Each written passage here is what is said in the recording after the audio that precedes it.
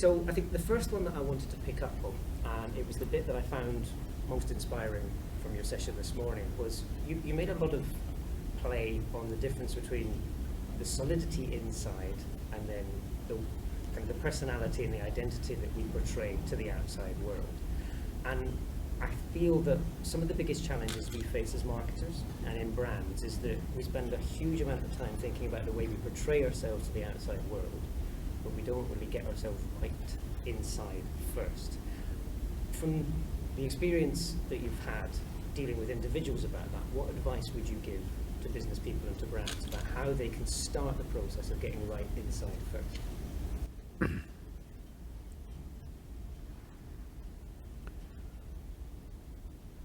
So the fundamental flaw in this entire process is,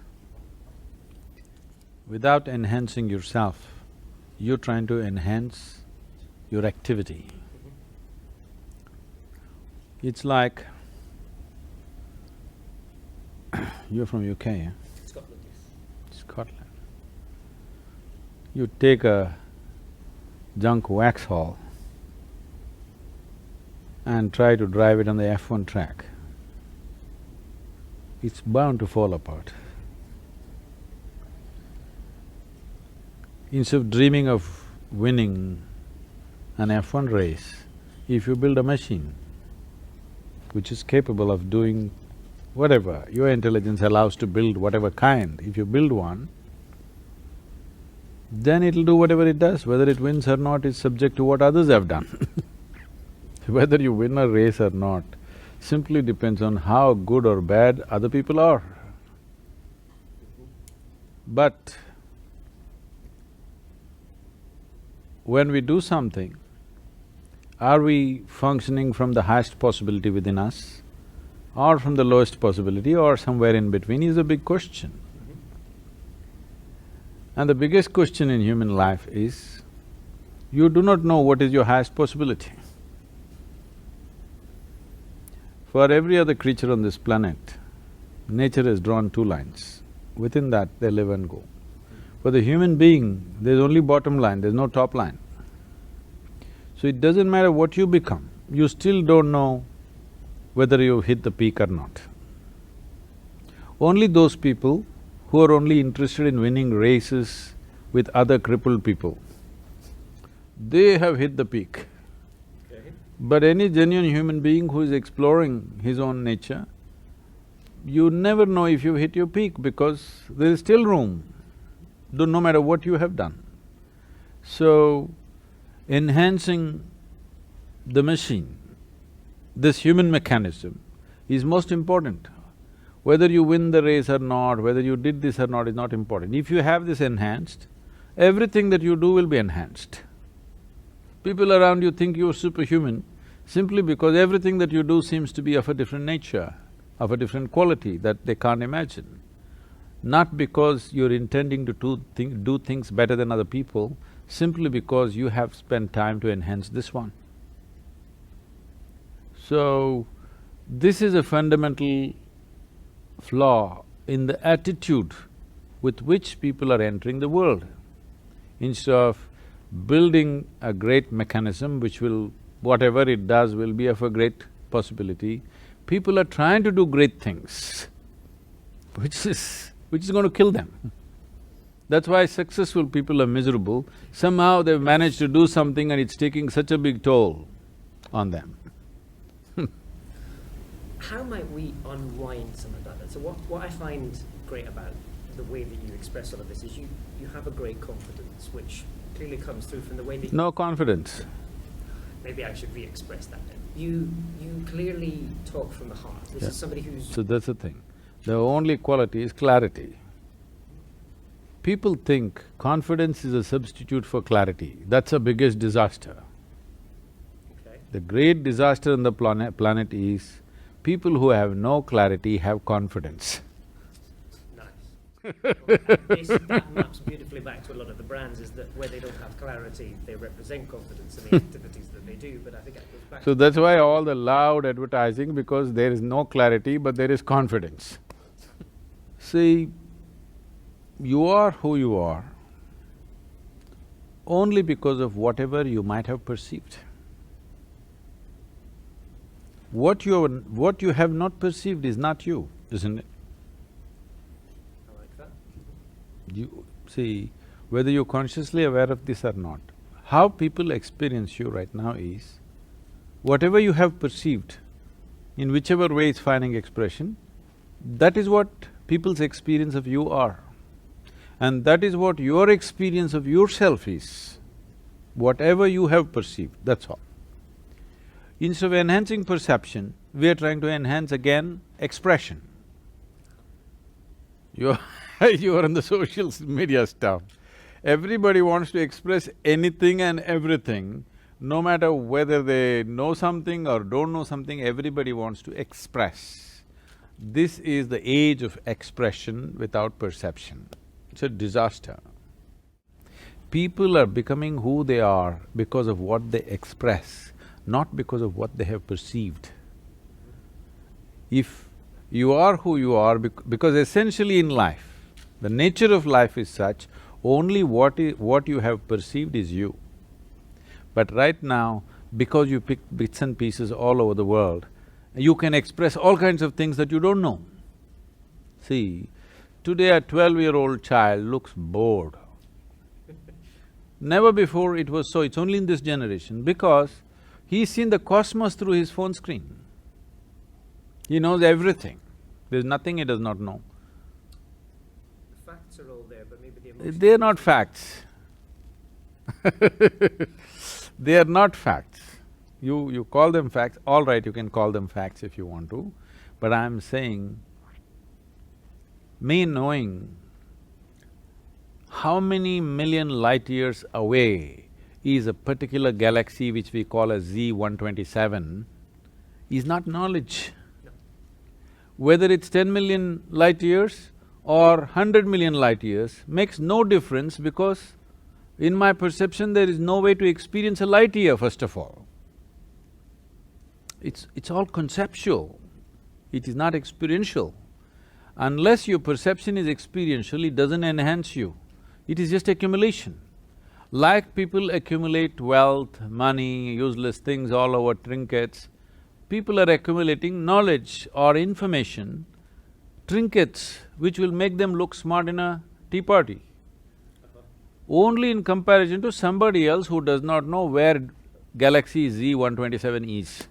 So, based on that concept of… It's not a concept. So, okay. The idea of the experience versus the perception, I wanna look a little bit more about that. And what you were talking about, the accumulation of… Information. Which is a big problem for our industry. We are obsessing about things like big data, we're obsessing about all the gadgets that we collect, and we're missing that experience bit that you talk about. So we've amassed however many millions of bytes of data that the gentleman just now on stage was just talking about, but we're not using them to understand. How would you advise people… When you bite so much, you'll bloat This is true. and get unhealthy. Obesity is not a good thing in any context. How do we translate that desire to learn into the action that makes the learning valuable? Where do we help people move along that journey? See, in this question there's a fundamental flaw. Okay. In the sense, because you belong to a generation which is goal-oriented. True. Goal-oriented means you are interested in the mango, the sweetness of the mango, but you are not interested in the tree. Because slowly you're living in a generation where mango comes from a supermarket, not from a tree. It may so happen in a laboratory they will make a mango, all right? But if you want mangoes in your garden, you don't have to think mangoes, you don't have to meditate upon mangoes. You have to think soil, filth, manure, water, sunlight. No mangoes in your mind. You have only manure, soil, water, sunlight in your mind. Mangoes will happen. Or in other words, you are too interested in the consequence, but not in the process which causes the consequence. This is goal-orientedness. In yoga we say, if you have one eye on the goal, you have only one eye to find your way, it's inefficient. If you use both your eyes to find your way, according to your capability, you will go as far as you can go. That means you're not concerned how far somebody is going. You want to go as far as you can go. That's what you're interested in. But right now, this goal-orientedness means you're only interested in going one step further than your neighbor. Or in other words, the only joy that you have in your life is somebody is doing worse than you. I think that's a sick mind. I agree with you, absolutely. I'm gonna keep pressing on that question, though. How do we help people see past that mentality which is holding us back? What can we suggest to our peers in marketing to change them away from this goal? From digital to divine.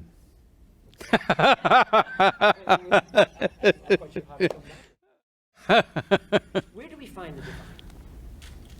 Because I love the fact that you're talking about we cannot be goal-oriented, but at the same time, many businesses face the imposition of goals from others who determine our abilities to survive, which I kind of know you're going to say is flawed, and I would agree with it, but nonetheless, we need to help people to see the alternative to what is flawed. See, tell me one thing.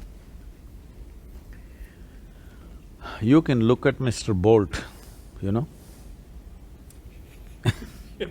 You could look at Mr. Bolt for inspiration, all right? But if you try to run like him, you'll break your legs, that's all that'll happen. For inspiration, you can look at Mr. Bolt, perfectly fine. You can look at Mr. Sachin Tendulkar for inspiration. You try to go and face a ball which is coming at 160 kilometers per hour, a hard ball, you'll kill yourself, really. Most people know cricket only on television, so they think it's a nice game. Go and stand there, it's the most violent game. Projectiles are coming at you at tremendous speed, giving you a fraction of a second to react and hit the ball. Because they see it only on television, they think it's a nice, beautiful game. No, it's… among all the games that are popular today in the world, it is the most dangerous game. Nowhere else any hard ball is coming at you at that speed. Really, most of the time coming at your head. There's a certain degree of animosity in some of the way that this is being… No. I'm saying, because somebody mastered that, with… he was talking to you about the level of dedication right from his childhood, how he's involved. So, Tendulkar is Tendulkar, all right?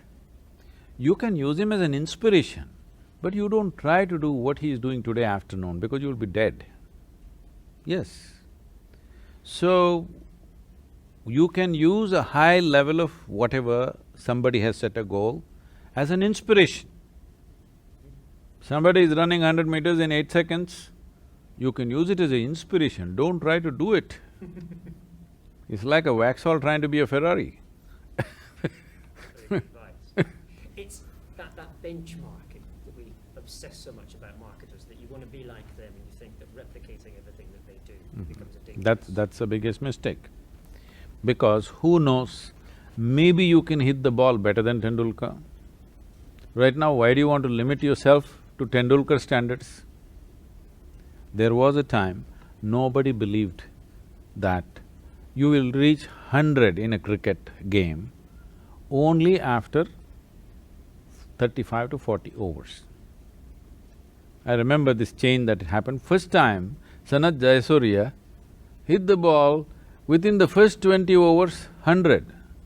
Now people are hitting it within 8-9 overs, okay? Because they're not thinking about what somebody did. You hit the ball according to your capability, who knows, maybe you'll hit it better than Tendulkar. We don't know. The possibility is there. In reality, there may be a distance, that's different, but the possibility is there.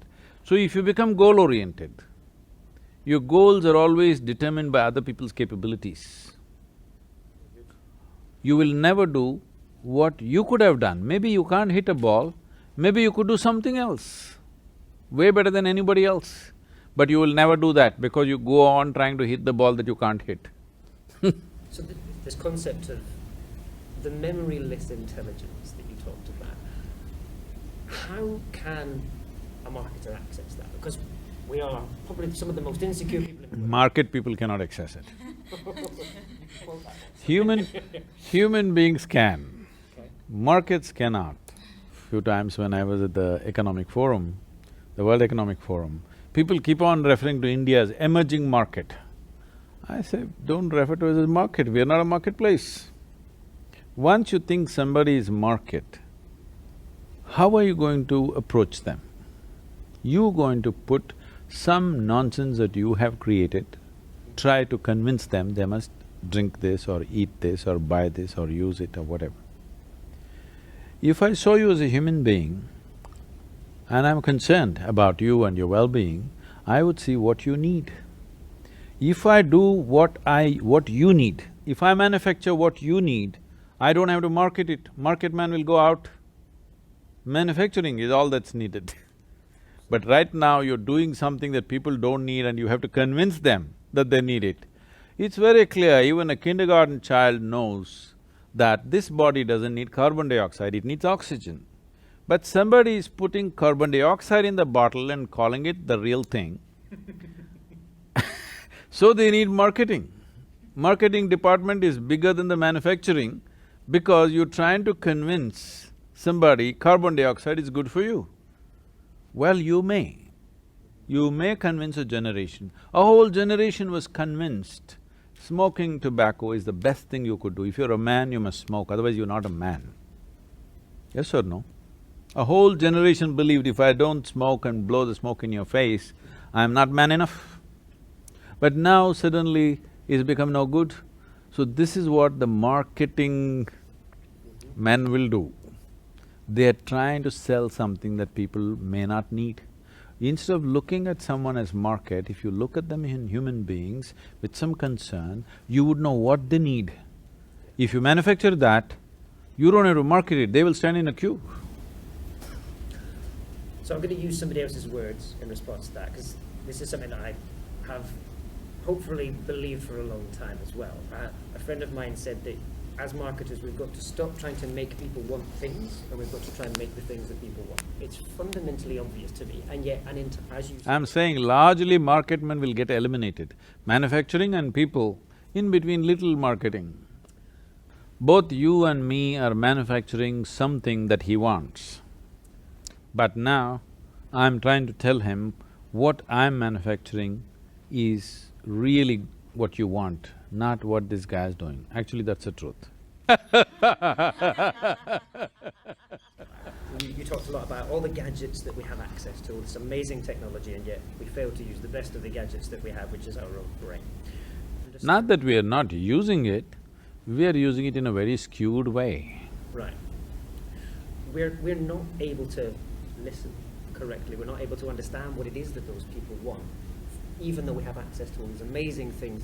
I use a lot of social media, which in theory allows me to listen to the conversations of millions of people at any given time, and yet I find it very difficult to… Gossip gone global. There's an awful lot of gossip on this. We talked a lot yesterday about the food photos. This fascinating thing that 200 million people have taken photos of food and uploaded them to Instagram. And the question is, why are we doing this? But that's sort of… Because food looks prettier than the people who eat them. Slightly disconcerting concept again. Absolutely true. No, if people are taking pictures of the food they eat and putting it on, obviously they think it looks prettier than them. But we have access to the insights that shares about what they believe is pretty and what they enjoy in life, but we're not using it. So See, all this is happening, I mean, leave the jokes apart. This is because people are trying… because now they found a means, a technological means to find expression. Expression more than perception means marketing department is bigger than manufacturing. okay. That's all that's happening. What would then the perception bit look like? See, what would perception look like? See, there are only 5 instruments of perception right now for you: seeing, hearing, smelling, tasting, touching. So what you perceive through these 5 senses, a certain process, an amalgamated process of these 5 senses. Right now you're sitting here, you're seeing, you're hearing, I hope you're not smelling anything but actually it's all happening. Smelling, sensations, heat, cold, all these things are happening, you may not be conscious of it unless it becomes acute. Right. Otherwise, if you walk from there to there are 25 different kind of smells, minimum I'm saying. But most of the time you're not conscious of it unless something becomes very pleasant or very unpleasant. So every moment, all the 5 senses are recording phenomenal amount of information. Now the processing of this information is happening from a certain prejudice. When I say prejudice, the identity causes prejudice. If you're functioning from an identity, whatever, you're English, I'm Indian, somebody's man, somebody's woman, this is all prejudice. People think they're broad-minded, well, it's a broad prejudice. Yes, the moment you're identified with something, there is a certain prejudice attached to it, you can't help it. That's the way the intellect works, because intellect cannot function without identity. If you take away identity, your thoughts will become still. That's all it is. That's what is called meditation. If you can sit here without being identified with the physiological or psychological or the worldly process that's going on, you will become meditative. Because you're not identified with anything, your intellect becomes quiet. As long as you're identified, do what you want, you cannot stop it. It's like you eaten bad food, then you want to control the gas, it won't work it'll anyway happen. So now you're identified with something that you're not. See, you belonging to a certain nation, you belonging to this or that is something that we made up, all right? What we make up, we must manage. But what we made up has gone out of control. You identified to such a point, you really think it is, you're willing to live and die for it. So because of that identity, what you call as my mind or intellect has become prejudiced in a certain way. From that prejudice is working, it's okay for survival process, this prejudice is good for survival process. But if you're wanting to look for clarity, you want to see things the way they are, you want to perceive life just the way it is, not the way… not as an Englishman, not as an Indian, not as a man, not as a woman, but you want to experience life just the way it is, then you must have the ability to distance yourself from identity and just look at it. It's not that you're not at all doing it, every human being is becoming released from their identity at some point of involvement with something, okay? But it's not a conscious process, it's not by choice. Once in a way, it's happening, those moments they produce something significant, rest of the time they're just a mess. I'm talking about, if you have a machine, every time you touch it, it must fire, all right? Intermittently it fires once in a way, that's not a great machine. The same goes for the human being. If you have a spark of genius, you must be able to make it happen spark all the time, 24 hours. Otherwise, it fires once in a way, accidentally, then you become astrological. You're looking for the right position of the planets for you to fire. That's inefficiency. That inefficiency is coming because perception is blocked. Is there a way to manage that? Oh yes, there's an entire science. As there is a science and technology to create external situations the way we want it, there is a whole science and technology to create inner situation the way you want it. This is what we're calling as inner engineering, to engineer your interiority the way you want. Okay. Looking at that in a bit more detail, the bit you were talking there about stepping away from the identity piece, which I think is really interesting because brands are all about creating their identity, and yet I love the way that you're saying it's not until we get out of our identity that we can see the bigger opportunities and how to become what we want. How can we help people to understand how to unravel that identity? How do we step away from all the things that you spent time creating? See, this question is coming from a fundamental that you believe that everything can be fixed intellectually. Yes. No, it cannot be. As I said when I was speaking in the morning, the other dimension of intelligence within you. If you…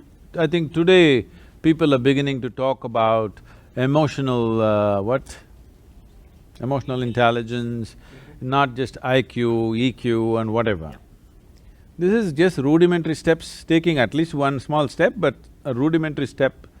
This is essentially a very deep-rooted Western malice which has gotten into everybody today across, because all of us are going through Western education.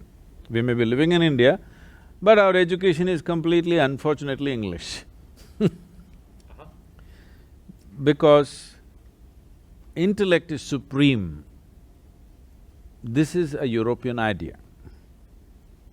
In India, we have not given much significance to intellect because your intellect always functions from a limited data that you have gathered. Your thought process happens only from the limited data that you have. If you function from your thought process, nothing new will ever happen in your life because you're just recycling the old all the time. Maybe you can produce permutations and combinations of that.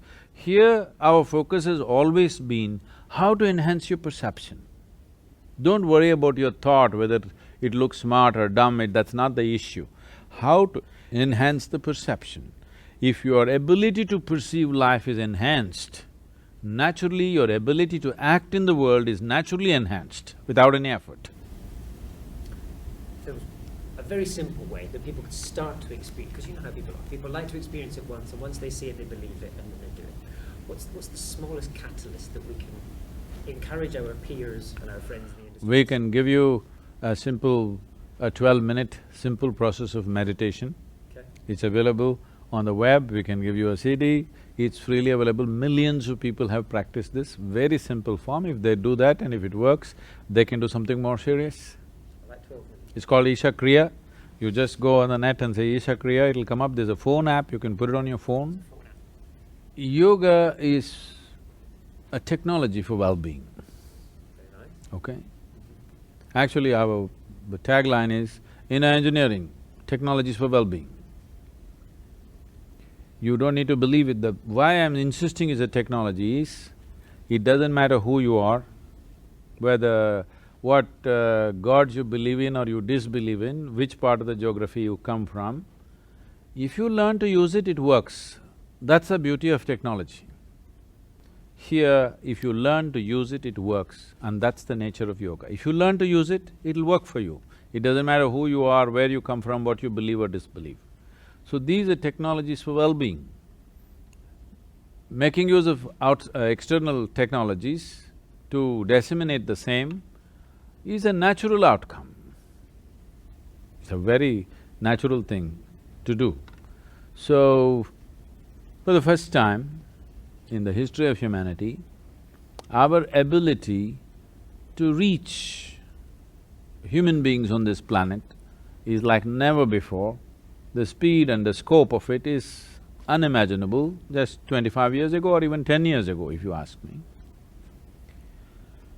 But people tell me, I don't know if this is factually correct, but people tell me 60% of the inner internet space is covered by pornographic material. I don't know if I'm right on the figure, but people tell me so. I think that's a crime. So, I'm making an effort. Technologies for inner well-being of the human being must dominate the space so that human beings learn how to be well. That the tools for well-being must be in the hands of every human being. The tools for well-being must be in the hands of individual human beings, not in the hands of organizations, gurus, popes, no matter what. I'm saying the tools for your well-being must be in your hands, not in my hands. Unfortunately, you left it in my hands, I'm trying to put it into your hands. So, please give us the digital support. Gladly. to make that happen. But I did want to just go back to one of the things, that it touches something that I've been frustrated about for a while, and I know you say an into frustration, so I'm going to level this one with you and ask for some advice. This idea that the Western way of doing things is in conflict with a sense of individual, I don't know what you want to call it, enlightenment feels a little bit of a loaded word. But this idea that the Western way of looking at things, of education, of success, and all this kind of stuff, it feels, like you were saying, there's a competition to it, there's a conflict to it. How do we help people that have been indoctrinated? And I grew up in that culture, and I find it very difficult to unravel all of the things that I've learned and I've been taught and all this kind of stuff. How do we help people to get past the fear that is involved in seeing an alternative way of the entire life, because that's what everything until now has been built on?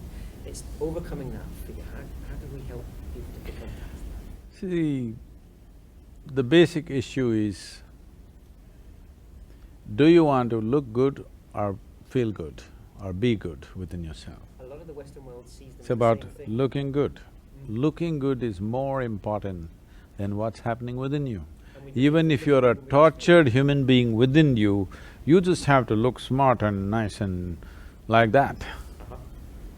This has to be taken away from an early childhood. Looking good is not important. What is your experience of life? Is your experience of life great or not? This is what is important. This value change must happen. It's not something that you can change overnight in the world. But those who suffer immensely will change. I see that suffering coming because suffering is getting younger and younger. There was a time only old people used to be worried.